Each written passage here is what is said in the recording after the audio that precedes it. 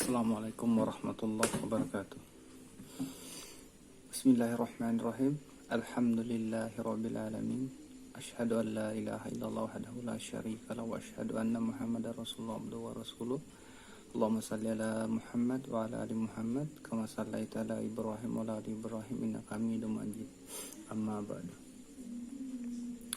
Kali ini saya akan mencoba berbagi sedikit mengenai cara meruqyah anak yang rewel, anak yang nakal. Maksudnya sebelumnya anak Anda itu biasa-biasa aja, tapi tiba-tiba rewel, tiba-tiba nakal. Nah, bisa jadi karena gangguan jin. Kenapa saya bilang seperti itu? Alhamdulillah saya pernah mengalami hal itu, bahkan beberapa kali. Nah, seperti yang sudah saya katakan di video sebelumnya, bahwa pada awal meruqyah orang lain, kebetulan itu kasusnya sihir. Setelah selesai ruqyahnya, alhamdulillah orangnya juga sudah kembali normal, gangguannya hilang, kita pulang ke rumah. Nah, ternyata anak kita di rumah mendapat serangan. Nah, kenapa dibilang serangan? Karena nangis, padahal anaknya enggak seperti itu sih. Nangisnya tuh sampai yang nangis sekali, sampai yang keringat pokoknya. Nah, saya coba ruqyah, ternyata begitu saya bacakan Al-Quran, bacakan ayat-ayat ruqyah, malah tambah nangis. Nah, saya sudah diperingatkan bahwa akan ada yang namanya serangan balik, tapi saya tidak tahu akan secepat itu. Terus saya coba ruqyah, saya buatkan air ruqyah, malah tambah jadi. Jadi ibaratnya biasanya dot itu karena bikin air ruqyah, terus dotnya dicampur dengan air ruqyah tadi, dotnya dilempar. Gak suka, saya coba taruh di tangan, terus saya sapukan di muka, dia seperti terbakar, nangis. Dan saat melihat seperti itu, sebagai orang tua kita pasti bingung, sedih. Akhirnya ya saya tetap coba ruqyah dengan keyakinan yang masih setengah-setengah pastinya. Setengah yakin dengan ruqyah itu, setengah juga tidak yakin. Makanya sampai 3 hari baru gangguannya bisa hilang. Ya, intinya ruqyah itu seperti pisau, semakin sering diasah semakin tajam. Maksudnya begini, semakin kita bertawakal kepada Allah, semakin Allah itu akan menolong kita. Inti dari ruqyah adalah bertawakal kepada Allah. Dan alhamdulillah sekarang sudah banyak sekali perubahan. Intinya terakhir waktu terakhir ini kena ganggu, setelah meruqyah malamnya, besoknya ya seperti itu lagi, nangis lagi, cengeng lagi, rewel lagi. Cuman tidak se-ekstrim yang dulu. Rewel aja. Sekitar 15 menit di ruqyah, saya ruqyah, alhamdulillah sudah kembali sehat, kembali normal, ketawa lagi, ceria lagi, seperti tidak terjadi apa-apa. Nah, jujur aja, dulu waktu awal kena serangan seperti itu, saya sempat berpikiran seperti ini, wah, tidak cocok ini jalan ini, berat ini. Sebagai orang tua, kita tidak mampu melihat keluarga kita, terutama anak kita, mendapatkan serangan seperti itu. Tidak mampu, mental jadi lemah. Saya sempat berpikir, wah, enggak mau, udahlah, jangan ruqyah ini berat, risikonya tidak main-main. Saya sempat berpikir seperti itu, tapi Allah menunjukkan jalan ini, memudahkan jalan ini dengan sebab dan sebabnya yang lain. Itu akhirnya sudah sekarang lillahi ta'ala, saya sudah tidak takut lagi dengan resikonya, dan Allah mudahkan setiap ada yang kami bilang serangan balik. Allah selalu mudahkan untuk keluar dari situ. Dan itulah kenapa alasan saya ingin berbagi bagaimana cara meruqyah anak kita yang tiba-tiba rewel, tiba-tiba nakal. Ya, tentu sebagai orang tua Anda perlu tahu paling minimal sedikit hal. Dan ruqyah ini juga Anda tidak perlu hafal sih sebenarnya, kan intinya adalah membacakan. Cuman mungkin lebih bagus kalau dihafal. Jadi tidak hafal pun tidak apa-apa, Anda boleh buka mushaf. Intinya saya akan menjelaskan tata caranya meruqyah anak tadi, dan ayat-ayat apa saja. Mungkin nanti kita bisa catat ayat-ayatnya apa. Yang pertama, langkah-langkahnya pertama, kita harus berwudu, dalam keadaan berwudu. Alangkah baiknya mungkin Anda setelah sholat fardu atau setelah melaksanakan sholat sunnah. Intinya itu pasti lebih baik, karena setelah sholat Anda bisa minta untuk diberikan kemudahan, diberikan kekuatan kepada Allah, agar ruqyahnya bisa berhasil. Ruqyah itu harus dan akan berhasil dengan izin Allah. Setelah itu apa? Kita butuh suasana yang kondusif kan, tenang.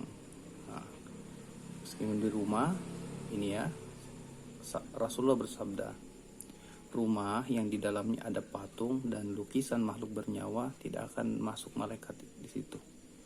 Jadi sebelum melakukan ruqyah ini, usahakan foto-foto Anda itu diturunkan dulu yang digantung, terus jangan lah, atau walaupun dalam keadaan tergantung tapi menghadap ke belakang. Lalu kalau ada boneka-boneka atau yang menyerupai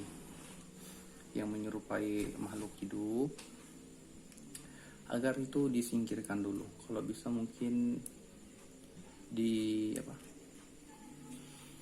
simpan dulu lah di kamar mungkin ya. Nah, setelah selesai itu ya kita langsung mulai ruqyahnya. Oh ya, ini penting juga, jangan ada musik. Mungkin Anda masih mendengarkan musik, ya itu kalau mau melakukan ruqyah, musik apapun disingkirkan dulu, dimatikan dulu. Lalu kita mulai sambil anaknya dipegang dadanya dengan membaca doa, Allahumma rabban nas asibil ba'sa isfi wa anta syafi la shifaa illa shifauka shifaan la yugadiru saqaman. Sambil masih memegang dadanya, ya kan, lanjut membaca doa, di mana doanya itu doa yang diucapkan Rasulullah, yang diucapkan kepada Hasan dan Husain, uizukuma bi kalimatillahi tamma min kulli syaitani wa hamma wa min kulli ainil lamma. Nah, adapun kalau ini kan untuk 2 orang, maksudnya lebih daripada 1. Kalaupun anaknya laki-laki aja 1 orang, jadi uizuka bi kalimatillahi tamma min kulli syaitani wa hamma wa min kulli ainil lamma. Bagaimana jika perempuan? Ya, coba diganti aja. Uizuki bi kalimatillahi tamma min kulli syaitani wa hamma wa min kulli ainil lamma. Nah, sudah selesai, ambil anaknya, gendong, ya kan, sambil ya seperti orang tua lah, bagaimana orang tua menyayangi anaknya. Bacakanlah ayat-ayatnya. Ini ayat-ayatnya mungkin perlu dicatat untuk, kalau dihafal mungkin lebih bagus, tapi kalau nggak tahu kan cukup dicatat untuk nanti dibuka Al-Qur'annya sambil dibacakan. Pertama Al-Fatihah, selesai Al-Fatihah baca Al-Baqarah ayat 1 sampai 5, lanjutkan ke ayat 163 sampai 164 Al-Baqarah juga. Lalu Al-Baqarah 255, 256, 257. Lanjut Al-Baqarah 284, 285 sampai 286. 3 ayat terakhir Al-Baqarah. Nah, setelah itu perhatikan, jika sudah tenang, tidak ada reaksi lagi, alhamdulillah, berarti sudah gangguannya hilang. Tapi ya, jika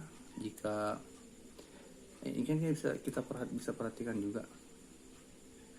Kita bisa perhatikan juga kalau memang anak kita ini tadi dia semakin setelah kita lihat dia kondisinya semakin berontak misalnya, nah perlu ditambah ayatnya. Itu baca surah Al-Mulk 1 sampai 13. Perhatikan, setelah selesai baca surah itu dan dia belum juga tenang, ulangilah ayat 3 sampai ayat 3 dan 4, Al-Mulk 3 dan 4 berulang-ulang. Sambil perhatikan. Nah, seandainya belum juga tenang, kita asumsikan saja bahwa kemungkinan sihir misalnya atau ain misalnya. Jadi ayat yang harus kita baca setelah itu, coba baca Al-Hasyr ayat 21 sampai 24. Lalu bisa juga setelah itu bacakan surah, ini kan mengenai ayat sihir ini, Al-Araf 117 sampai 122. Setelah itu surat Toha ayat 69 dan surah Yunus ayat 81 82. Nah, insya Allah setelah proses ini selesai, anaknya akan tenang, gangguannya akan hilang. Kalau belum selesai di situ atau berulang kembali, ya tetap lakukan seperti hal yang sama.